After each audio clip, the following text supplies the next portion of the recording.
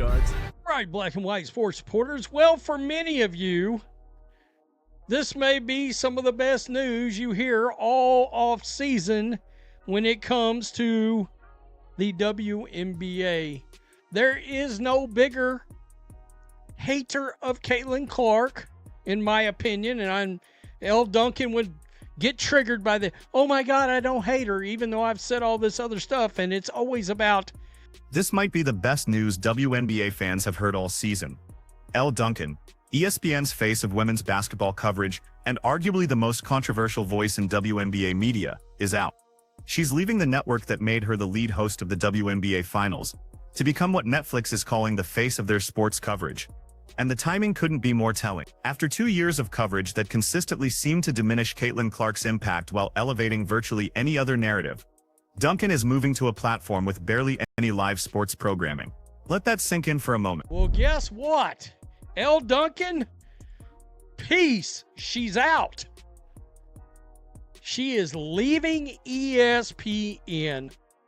I mean, I don't know who's going to replace her. It might actually be somebody worse. Surely it won't be. God knows. I'll look up and see Jamel Hill back on ESPN.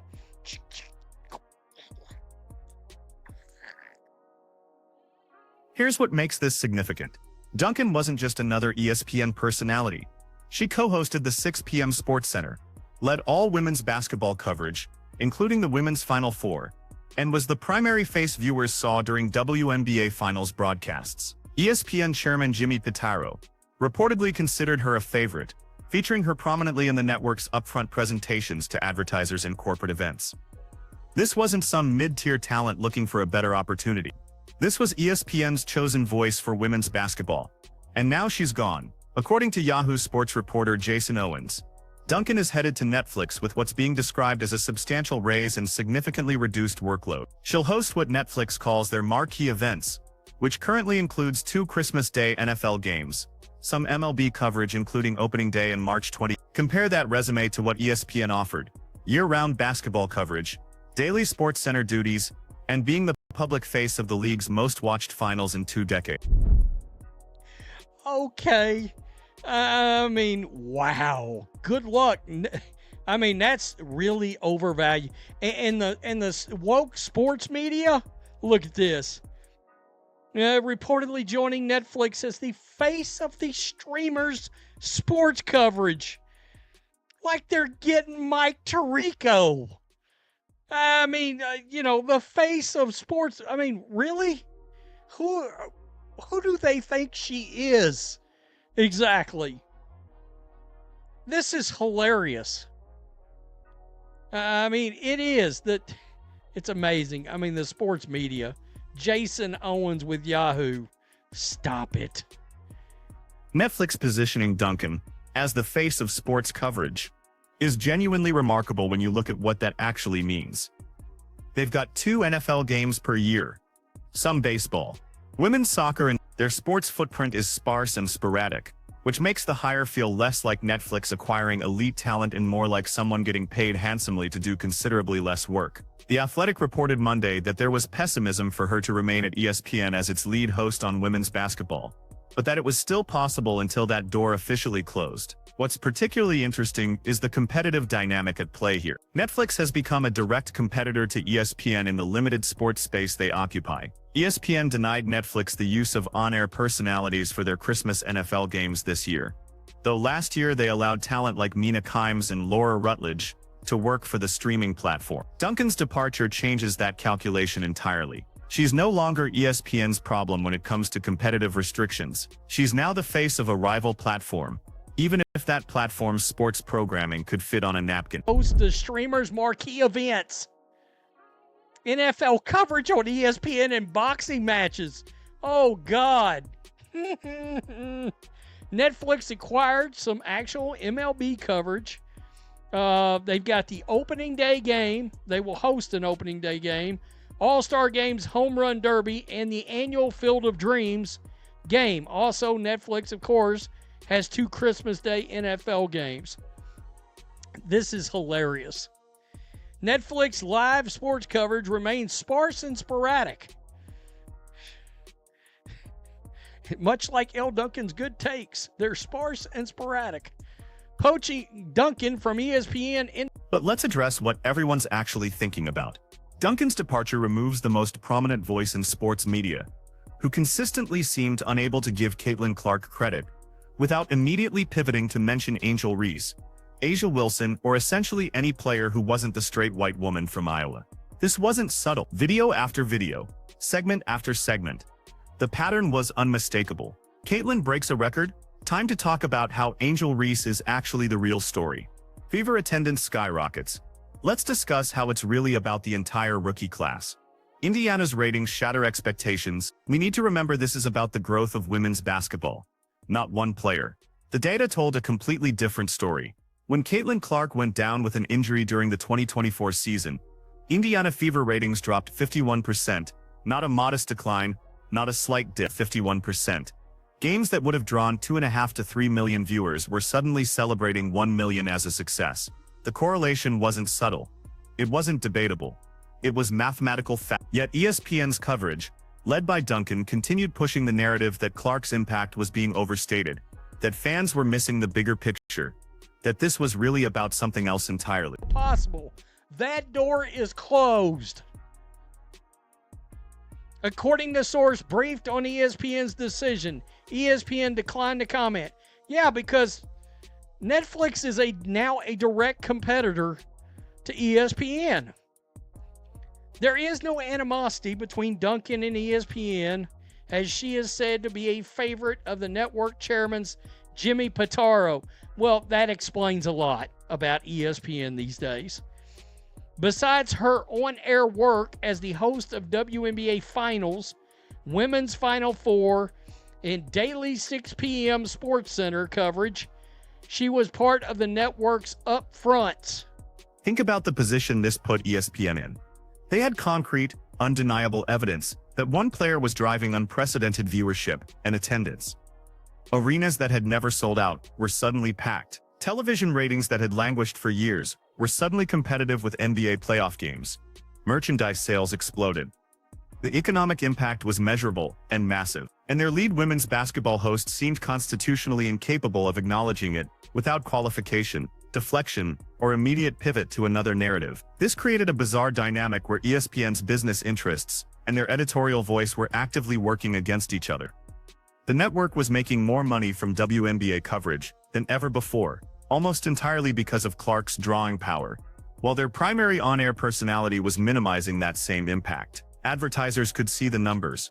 Sponsors could see the attendance figures. Everyone could see what was driving the growth, except, apparently, the person ESPN chose to be the face of their coverage. The phrase agenda-driven coverage gets thrown around too casually in sports media. But Duncan's work genuinely earned the description. It wasn't about whether she personally liked or disliked Caitlin Clark. It was about a consistent editorial approach that seemed to begin with a conclusion and then work backward to justify it. The conclusion was that Clark's impact was being overstated because of her race, her college following, or media bias. The evidence suggesting otherwise was dismissed, minimized, or ignored. In March will feature the Yankees and the Giants in Women's World Cup coverage in 2027.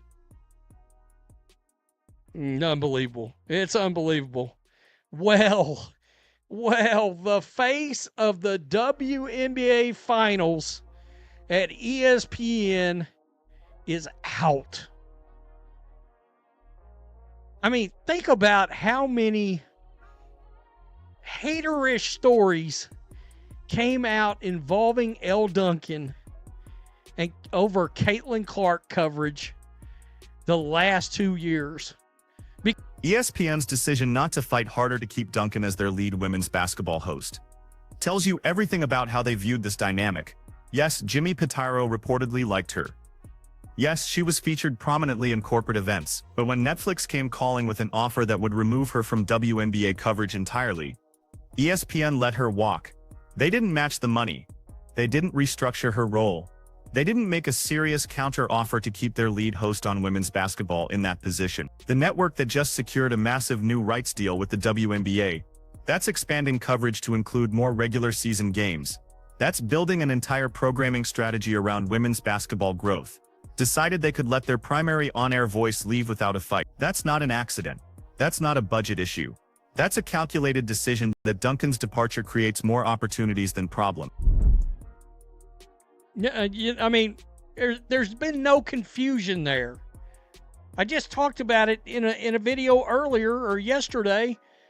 I mean, the Indiana Fever's ratings went down 51% when we found out Caitlin Clark was. I mean, when the longer she was injured, the lower the ratings got. Until they were celebrating, a million viewership for a Fever game that would have drawn 2.5 to 3 million.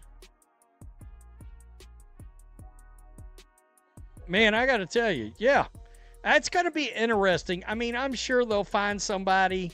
I mean, our luck, Carrie Champion will come back, or Michelle Beadle, bam, right in my eye. Somebody like that will come, sauntering in to pee in our Cheerios. I hope not, maybe this is something, the hire that ESPN will make will be a good one. And they won't be afraid to praise the straight white girl that played at Iowa. They won't have the ESPN. Well, ESPN's got an agenda regardless. So I guess it doesn't matter. Still, bye-bye. Tell me what you think. Peace. I'm out. Till next time. Thanks for watching the show. Be sure to like, comment, and subscribe. Be sure to tune in next time on Black and... So what happens next? ESPN now has to replace the face of their WNBA finals coverage with someone who can handle the league's biggest stage. The concern, of course, is that they replace Duncan with someone even more committed to the same editorial approach. Names like Jamali Hill have been floated as potential returning voices, which would signal that ESPN learned absolutely nothing from this situation. Or they could bring back veterans like Carolyn Peck or Michelle Beadle. Though both come with their own complicated histories with how they've covered certain players and storylines. The ideal scenario would be ESPN using this transition as an opportunity to reset their women's basketball coverage entirely. Bring in voices who can analyze the game without constantly filtering everything through predetermined narratives about race, representation, or who deserves credit for the league's growth. Cover Caitlin Clark's impact honestly without pretending it's controversial to acknowledge reality. Give Angel Reese credit for her rebounding without needing to position her as a counterweight to Clark. Celebrate Asia Wilson's dominance without using her as a deflection when discussing other players' success. The WNBA is entering a critical growth phase. The new television deal brings significantly more money into the league. Expansion is coming, with new franchises in markets that will need compelling storylines to build fan bases. The player pool is deepening with international talent and strong draft classes. This is the moment when thoughtful, credible coverage matters most. When the voices representing the league to casual fans need to build trust rather than push agendas. Duncan's departure creates space for that reset, but only if ESPN chooses to take it. They could just as easily replace her with someone who views their role as protecting certain narratives rather than analyzing basketball. They could double down on the approach that made Duncan so controversial, deciding that the criticism from fans who notice the bias doesn't matter as long as they're hitting their diversity metrics and satisfying internal political dynamics. But here's what they should consider. The fans who drove those record ratings, who packed those arenas, who bought that merchandise, they're not stupid. They can tell when coverage is genuine versus when it's agenda-driven. They can tell when analysts are calling the game honestly versus when they're working backward from predetermined conclusions. And they'll tune out if ESPN's new voice treats them the same way Duncan did, like they're too naive or biased to understand what they're actually watching. The Indiana Fever's ratings cratering when Clark got injured proved something important. It proved that fans weren't showing up for women's basketball as some abstract concept. They weren't tuning in because ESPN told them this was important. They were watching because one player was so compelling, so talented, so must-see that she transcended the sport's traditional audience limitations.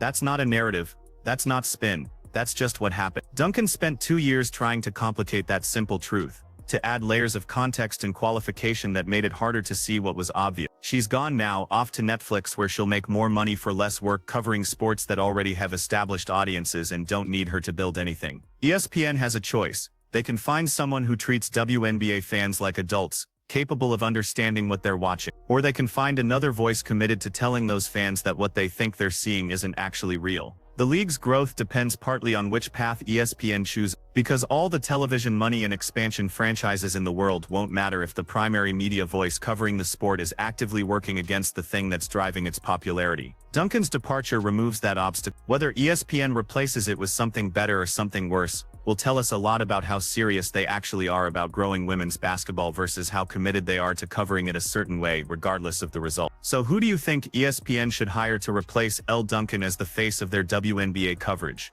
Do they need someone who can call the game straight without the constant narrative overload? Or am I being too harsh on Duncan's approach, and ESPN should find someone who continues that same editorial philosophy? Drop your thoughts in the comments, because this decision is going to shape how millions of fans experience WNBA coverage for years to come. And if you found this breakdown valuable, hit that subscribe button, because we're going to be covering every development as ESPN figures out their next move.